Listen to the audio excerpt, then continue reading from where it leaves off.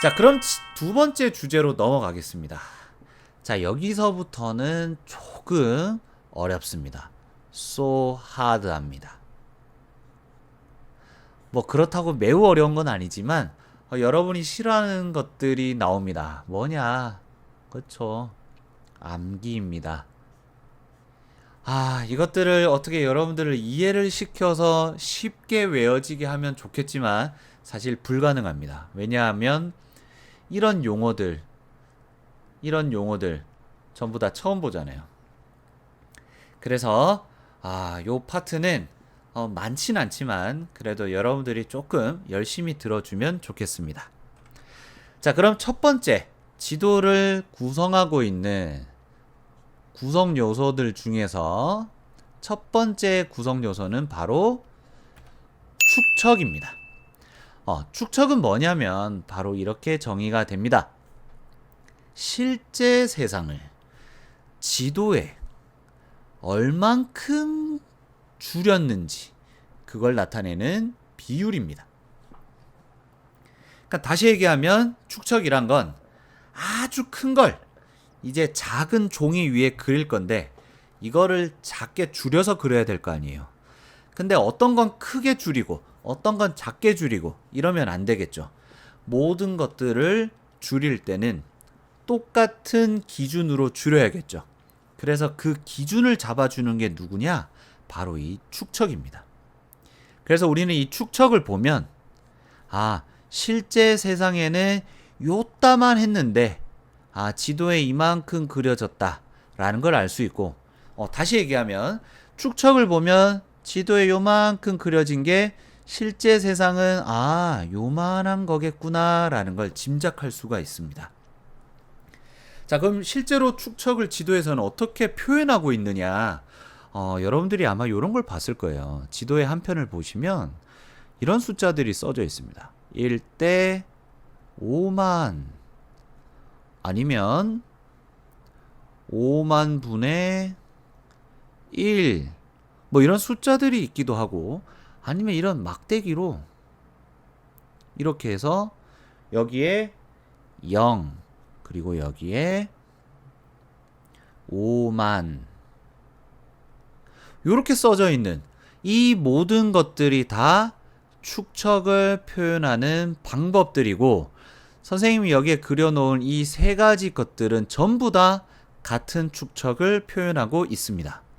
그럼 이게 무슨 말인지를 요 왼쪽 걸 통해서 설명드리겠습니다. 축척은 실제 세상을 지도에 줄인 비율이죠. 그러면 이렇게 표현됩니다. 여기 왼쪽에 있는 이 1, 이게 뭐냐면 지도에서의 크기. 그러니까 지도에서 1로 표현한 것은 이 옆에 있는 5만, 이게 뭐냐? 바로 실제 세상에서의 크기. 다시 얘기하면 실제 크기가 되겠죠. 축척에 그려져 있는, 축척에 표현되어 있는 모든 숫자들은 여러분 단위가 여기다 써둘게요. 축척에 써져 있는 특별히 킬로미터다, 미터다라는 표현이 되어 있지 않으면 축척에 써져 있는 모든 단위는 센티미터입니다. 그래서 선생님처럼 이렇게 단위를 쓰지 않았다 라고 하면 전부 센티미터라고 생각하면 됩니다. 그래서 1대 5만이라는 건 실제 크기 5만 센티미터를 지도에서는 얼마로 표현하고 있다는 거예요? 1cm로 표현하고 있다는 뜻입니다. 알겠죠, 여러분? 이해가 되시나요? 그럼 선생님 예를 하나 들어볼게요. 자, 선생님이 있습니다. 선생님 키가 조금 뻥을 보태서 200cm라고 해보겠습니다. 물론 실제로는 그렇진 않습니다. 근데 그냥 가상으로 한번 해보겠습니다. 자, 선생님 키가 200cm가 있고, 선생님이 이제 지도에다가 이런 종이에다가 선생님을 이제 그릴 거예요. 근데 이때 축척을 얼마짜리를 사용해서 그릴 거냐면 1대 50이라는 축척으로 200cm인 선생님을 지도에다 그릴 거예요. 자, 그럼 한번 적용해 봅시다, 여러분. 자, 선생님이 축척에서 이 앞에 있는 건 뭐라 그랬어요? 지도에서의 크기죠. 그리고 이 50은 뭐라 그랬어요? 실제 크기라고 그랬어요. 그럼 무슨 말이냐? 실제 크기 50짜리를 지도에서는 1로 표현하겠다는 뜻이에요. 자, 그런데 선생님 키는 얼마예요? 200cm죠. 자, 보세요. 1대 50이라는 축척으로 그릴 건데 선생님 키는 200cm예요. 실제 크기가 200cm이면 지도에서는 얼마로 표현이 돼야 될까요? 얘랑 똑같은 비율로 가야 되겠죠? 자, 그럼 50이 200이 됐으니까 몇 배? 4배. 그럼 얘도 몇 배 해주면 될까요? 그렇죠. 4배 해주면 물음표에 들어갈 숫자는 4가 됩니다. 자, 그럼 선생님은 지도에서 몇 cm로 표현되고 있다고? 4cm로 아마 표현되고 있을 겁니다. 할 수 있겠나요, 여러분? 조금 어려울 수 있는데 이 영상을 계속 반복해서 보면 이해가 될 거예요. 알겠죠, 여러분? 선생님 예를 하나 들고 와봤어요. 이 2장의 대한민국 전도입니다. 근데 여러분이 눈으로 딱 봐도 대한민국을 그려놓은 크기가 다르죠. 땅의 크기가 다르죠. 자, 근데 여기서 기본적으로 조건이 하나 있습니다. 여러분이 눈으로 보는 게 다 그게 딱 맞는 조건이에요. 지도의 종이, 실제로 이 지도의 종이 크기는 어때요? 왼쪽 거랑 오른쪽 거랑 지금 현재 같아요. 근데 이 지도 같은 종이 안에 그려진 우리나라 땅덩어리의 크기가 서로 지금 어때요? 다르죠. 이 다른 이유는 뭐냐면 두 개가 다 축척이 서로 다르기 때문에 그렇습니다.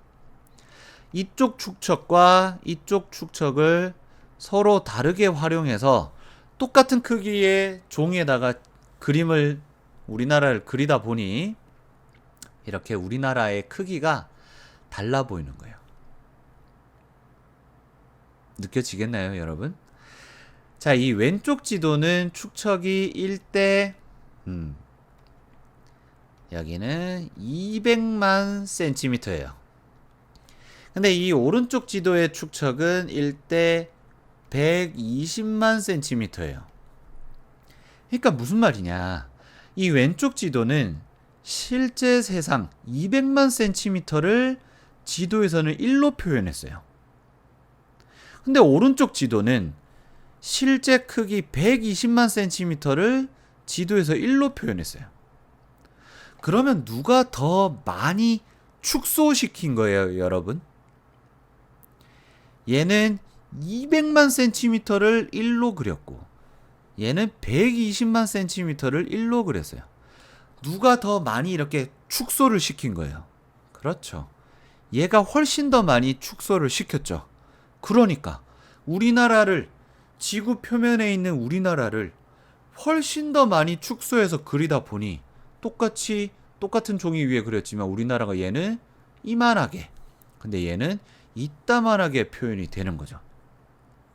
알겠나요, 여러분? 그래서 지도의 구성 요소 첫 번째 축척은 실제 세상을 지도에 얼마나 줄여서 표현했는지 나타내주는 그 비율을 이야기합니다. 그래서 이 축척을 보면 실제 세상을 얼마나 줄였구나 라는 걸 알 수 있습니다. 알겠죠, 여러분? 자, 그런데 1대 200만과 1대 120만 중에 누가 더 작게 그려진다고? 우리나라가 1대 200만일 때 더 작게 그려지겠죠. 그럼 여러분, 1대 200만보다 더 우리나라가 작게 그려지려면 축척이 어떻게 돼야 될까요? 여기 있는 숫자가 점점점 커지면 커질수록 더 작게 그려질 거예요. 예를 들면 1대 500만 이런 축척으로 그리면 아마 우리나라가 이것보다 더 작게 요 정도로 그려질 거예요. 그래서 축척이 변하면 이렇게 크기가 달라지는구나 라고 생각하시면 됩니다. 자, 그 다음 우리가 살펴볼 것은 바로 방위입니다. 방위라는 건 바로 이 동서남북을 알려주는 그림을 이야기합니다. 지도의 두 번째 구성 요소로서 지도의 동서남북을 알려주는 그림, 이걸 우린 방위라고 합니다. 근데 여러분이 이건 잘 알 거예요. 요렇게 생겼죠. 사자처럼 생긴 거. 그래서 동, 서, 남, 북. 아니면 조금 더 세밀하게 표현하면 이렇게 동, 서, 남, 북 뿐만 아니라 뭐 사이사이에 있는 이런 애들까지 이렇게 표현할 수가 있습니다. 뭐 근데 요 정도만 알아도 뭐 크게 지장은 없을 거예요. 그래서 우리는 이 기호를 보고 지도에서 만약에 지도가 이렇게 있는데 여기 지도 한 켠에 이렇게 그려져 있다. 그럼 여러분 이거 무조건 아셔야 돼요. 이쪽이 무조건 동쪽이에요. 여기가 서, 여기가 남, 여기가 북이에요. 써져 있지 않더라도. 알겠죠? 그래서 이렇게 사자가 그려져 있다. 그럼 지도에 이쪽이 북쪽, 이쪽이 동쪽, 서쪽, 남쪽이구나 라고 생각하면 됩니다. 그럼 혹은 반대로 자, 지도가 이렇게 있는데 사자가 요렇게 그려져 있다고 해봐요. 그럼 이때는 지도의 어느 쪽이 동쪽이냐면 여기가 동쪽이라는 뜻이에요. 북쪽, 남쪽, 서쪽 이런 뜻이에요, 여러분. 그래서 우리는 이 기호를 보고 지도의 동서남북을 알 수가 있습니다. 자, 그런데 만약에 지도에 이런 방위 표시가 없다면 우리는 동서남북을 어떻게 알 수 있느냐? 이때는 약속했습니다. 이렇게 방위 표시가 없다면 지도 눈이 아니죠. 방위 표시가 없다면 지도의 위쪽을 우리는 뭐로 약속하냐면 북쪽으로 약속합니다. 알겠죠, 여러분? 만약에 지도를 봤는데 방위 표시가 없다. 그러면 그 지도에서 위쪽을 북쪽이라고 하시면 됩니다. 오케이? 좋습니다. 자, 그 다음 세 번째 지도의 구성 요소는 높이와 깊이를 표현하는 방법들입니다. 물론 이게 어떤 용어이거나 단어는 아닌데 아무리 생각해도 이게 어떻게 단어를 붙일 게 없어서 이렇게 했습니다. 자, 땅의 높낮이와 바다나 호수의 깊이를 표현하는 방법인데 그 방법은 크게 두 가지가 있습니다. 첫 번째는 등고선을 쓰는 방법입니다. 바로 이렇게 생긴 선이죠. 근데 이거는 사실 조금 정말 어떤 전문적으로 쓰거나 아니면 뭐 군사 뭐 이런 쪽으로 쓰는 지도에서나 많이 보여요. 선생님이 어릴 때 학생 때는 이 등고선을 정말 열심히 배웠어요. 뭐 이 선 하나의 간격은 몇 미터 차이, 뭐 등고선이 어떻게 돼 있고 능선, 계곡 이런 거 엄청 열심히 배웠어요. 근데 여러분은 이건 뭐 그렇게 크게 중요하게 배울 의미가 별로 없는 것 같아요. 요즘 지도에는 이 등고선을 많이 쓰지 않더라고요. 워낙 이제 디지털 기술이 발달했고 이제 뭐 다들 흑백이 아니라 교과서조차도 컬러로 다 나오기 때문에 이 등고선을 가지고 땅의 높낮이나 바다나 호수의 깊이를 잘 표현하지 않습니다. 과거에는 이걸 확실히 많이 썼어요. 자, 그럼 오늘날은 뭘 많이 쓰느냐? 이 색을 씁니다. 색의 종류를 바꾸거나 아니면 진하기를 바꿉니다. 그러니까 예를 들면 바다의 색 같은 경우엔 파랑색. 이 파랑색을 진하면 진할수록 수심이 깊고 연하면 연할수록 수심이 얕은 곳이다 라고 표현을 하는 거죠. 그리고 땅덩어리 같은 경우에 녹색이면 땅의 높이가 낮은 곳, 갈색이면 산이나 고원, 땅의 높이가 높은 곳 이렇게 표현을 하는 거죠. 이 사진을 보세요, 여러분. 여기 멕시코 지도의 일부인데 여기 보면 갈색으로 되어 있죠. 이런 것은 우리가 딱 보면 산이구나. 그리고 이렇게 녹색으로 된 부분, 이런 곳은 저지대, 평야나 이런 낮은 곳이구나를 알 수 있고, 여기 바다도 한번 보세요, 여러분. 이렇게 파란색이 짙은 곳이 있는가 하면 이렇게 연한 곳이 있죠. 그래서 이곳은 깊구나, 이곳은 얕구나, 이런 걸 알 수 있는 거죠. 물론 여러분, 이건 지도 한쪽을 보면 이렇게 해서 색상 배열을 해 놓을 겁니다. 그래가지고 뭐 여기에 뭐 깊어요, 얕아요, 뭐 이렇게 아마 써져 있을 거예요. 그래서 이런 걸 보고 아, 이 색깔이 이걸 뜻하는구나, 이 색은 이걸 뜻하는구나를 알 수 있죠. 아마도 여러분은 이 왼편에 있는 이런 형태보다는 이 오른편에 있는 이런 게 더 익숙하지 않을까. 그래서 지도에서 땅의 높낮이와 바다의 호수, 그것의 깊이를 표현하는 방법은 등고선, 옛날 방법, 그리고 오늘날은 색의 종류나 진하기로 표현한다는 거 기억해 두시면 좋겠습니다. 자, 그리고 네 번째 지도의 구성 요소는 바로 기호입니다.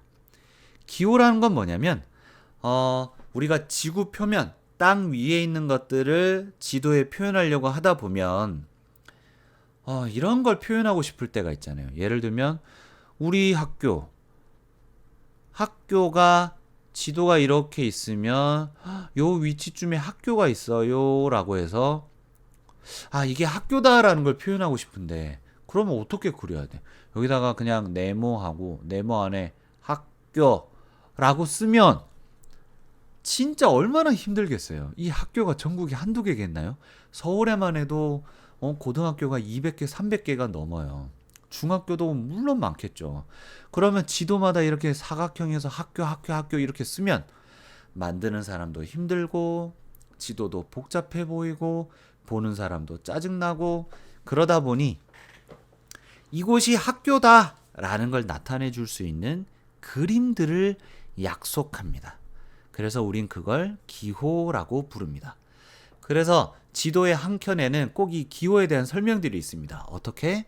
이렇게 나와 있습니다. 지도에 그려져 있는 이 하늘색 선은 고속국도예요. 노란색 선은 지방도예요. 이렇게 점들이 있는 건 철도예요. 이렇게 표현이 됩니다. 그리고 요런 마크는 도청, 시청이에요. 요런 마크는 산이에요. 이거는 절이에요. 이건 뭐 명승고적, 이건 공항이에요 라고 많이 표현합니다. 그래서 선생님이 어릴 때는, 학생 때는 사실 기호를 다 외웠어요. 이것도 시험 문제를 냈었어요. 그래서 틀리고 막 그랬었죠. 정말 외우는 거 힘들었습니다. 자, 근데 여러분들에겐 절대 이런 걸 묻지 않습니다. 여러분 이걸 외우려고 하고 있지도 말고 모르셔도 큰 상관은 없습니다. 물론 알면 힘은 될 때가 있죠. 하지만 절대 시험 문제에서 이런 걸 묻진 않습니다. 이런 걸 낸다면 그건 선생님의 능력에 문제가 있는 거예요. 그래서 옛날엔 이런 표현도 있었어요. 요렇게 해서 김이 올라와. 요렇게. 이게 뭐였냐면 온천입니다. 온천. 여러분 주변에 요새는 찜질방이 많지 목욕탕이 없는데 목욕탕 같은 거 보면 꼭 이렇게 굴뚝이 있잖아요. 이렇게. 그러니까 여기에 막 세 글자로 막 무슨 탕 이렇게 써져 있는.